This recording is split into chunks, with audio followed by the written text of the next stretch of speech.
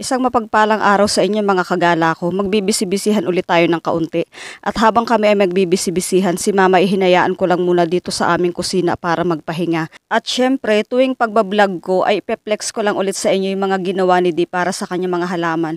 Natutuwa naman ako mga kagala kasi nung minsang nagbakasyon lang ako papuntang Manila, pagbalik ko ay may panibago na naman siyang paandar. At ito na nga yun, yung nasa harapan natin, yung bato na yan ay bagong gawa niya ulit at binibida nga niya nung ako'y dumating. Nakakatuwa naman kasi unti-unti napapaganda niya ang aming paligid.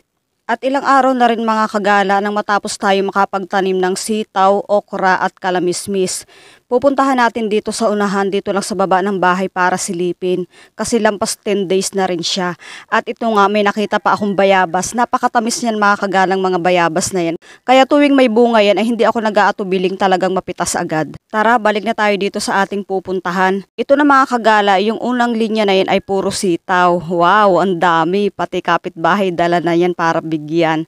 At itong pangalawang linya na ito mga kagala, ito na yung paragulong or tinatawag nating kalamismis. Napakarami din yan mga kagala. Ang isang puno nga lang yan ay napakarami na ring bunga. At yung ikatlong linya na yan ay puro okra. Dito sa bandang baba, yung ibang mga bakanting lupa na yan, maitatanim pa kami dyan na kamatis, pechay at mustasa. Inulit nga lang ulit namin magpunla kasi pinapak ng langgam. Ayun, ulit-ulit. At tara, uwi na tayo mga kagala. Habang ako'y pauwi ng daan, nakakita ako ng tutubi.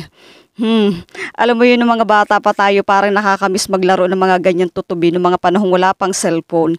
Tinatry ko ngang hulihin pa. Tinitingnan ko kung kaya ko pang manghuli ng tutubi gaya ng dati. Pero napakaila. Pero alam nyo ba mga kagala, kapag nakakita pa rin ako dito ng mga tutubi at maraming paru-paro, nakakatuwa pa rin talaga.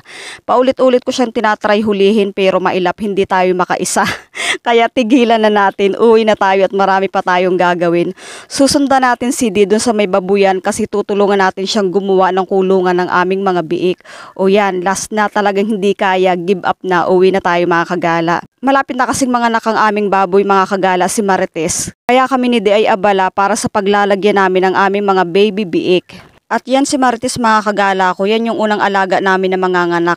Nung isang araw nga lang ay naglagay na din kami dito ni Di ng mga bulo. Para kapag yung mga baby biik namin after 3 days na ikulong dito sa aming gagawin, ay pwede siyang pakawalan dyan sa loob kasama ng kanyang mama pig.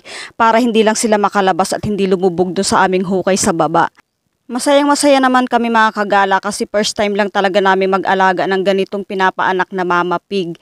Kaya naman todo paghahanda kami at dahil first time lang namin, puro DIY lang ang ginagawa namin para makatipid kami. At kapag naman sa daku-daku dyan at talagang swertihin kami at maging hiyang sa amin ang pag-aalaga ng mga ganitong paanaking baboy, saka na din lang kami magpo-provide ng maganda-ganda ding kulungan kapag may sapat na rin kaming budget para magpaganda. Sa ngayon kami naman ay masaya at nagpapasalamat kami kasi bawat diskarte na lang ang ginagawa namin upang makatipid din kami. Makatipid na magiging maayos din naman ang aming aalagaan. Kaya thank you Lord. Sabi nga, hindi naman lahat ng bagay ay kailangang madaliin. Dapat unti-unti lang at kapag alam mong ikaw ay nahihiyangan, saka tayo unti-unting gumastos o magpundar para sa ating mga gagawin. Kaya naman kami ito. Dahil nga sabi ni Di, wala pa naman akong ganung may itulong kaya nanonood na lang muna ako sa kanya at mamaya na lang ako aalalay. Para sa aming ginagawa, natutuwa nga kami mga kagala kay Rhoda sa aming alagang manok kasi napakabait ni Lena at ni Marites. Talagang hindi siya inaano kahit dito siya nagtatambay. Kaya naman lagi na lang siyang nandyan sa kulungan. At ito na nga, minamadali na rin ni Di yung paggawa kasi sabi ko mama ipapaayos pa namin yung motor para maging maayos naman yung gagamitin namin araw-araw. Si Di ay bumalik dun sa may kulungan ni ate kasi tinitingnan niya yung kanyang ginagayahan na lagayan din nila ate ng kanilang mga biik. Kaya naman yun talagang pinagbabasihan ni Di. Sinusukat niyang mabuti bago niya balikan ang kanyang ginagawa bago tuluyang gawin. Napakasimple lang naman mga kagala ng aming mga materyales na ginamit dito. Mga pinulot lang niya ng mga islab na pinaglagarean ng mga puno ng niyog kaya nakatipid na naman kami. At maya-maya pa paglingon ko, natatawa talaga ako kay Rhoda kasi nasa tabi na naman siya ni Marites. Kanina nasa tabi ni Lena, ang kulit talaga. Nag-uumpisa na rin kaming unti-unting magpako nitong ginagawa namin. Maliit lang naman ito mga kagala, sakto lang para sa 10 biik. At gaya ko ring tingnan sa kabilang kulungan yung ginagayahan ni Di pero nakakatuwa si Sunny kasi sunod na ng sunod sa akin. Yan mga kagala yung pusa naming layas. Layas siya ng layas. Akala namin lalaki yung pala babae kaya ngayon siya ay buntis. Sunod ka man, sunod. Uwi na doon at kumain ka doon. Yung tira mong pagkain. Lakad na, uwi na. Oo, kainin mo yung tira mo itong pagkain.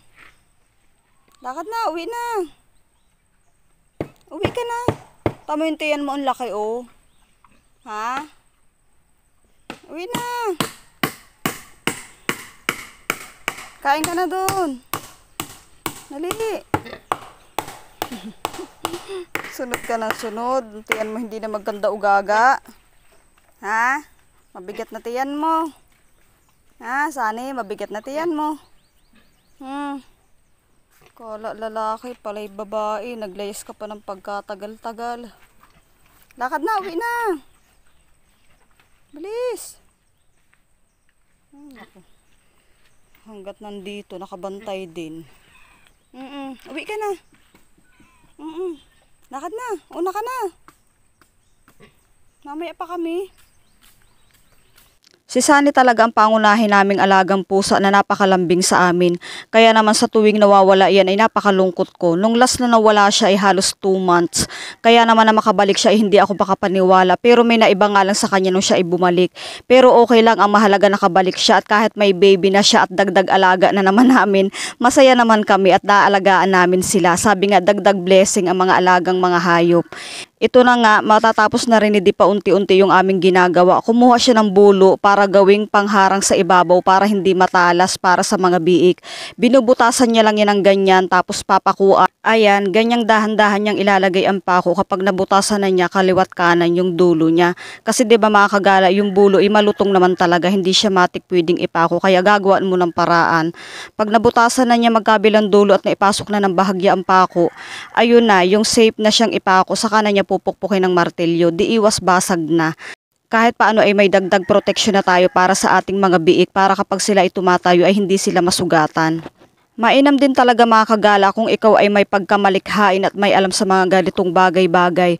Kumbaga nakakatipid ka na sa pagpapagawa na dapat ay gagastusin mo pa.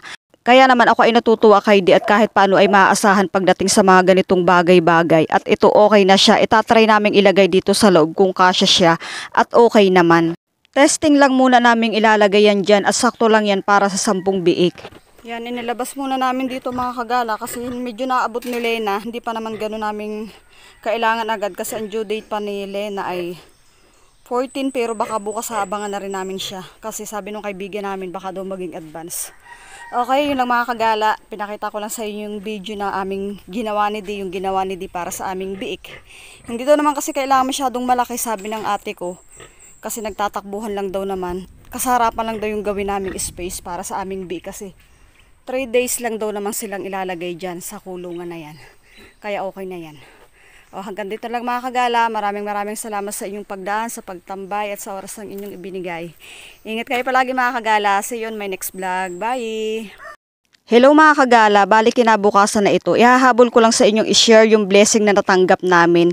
Ayan, nanganak na si Marites at nagkaroon siya ng 9 na biik. Syempre masayang-masaya kami mga kagala. Thank you Lord. Kahit first time lang namin talagang sisikapin naming pagyamanin at alagaan ang blessing na ito. Yun lang mga kagala. Thank you Lord. Bye.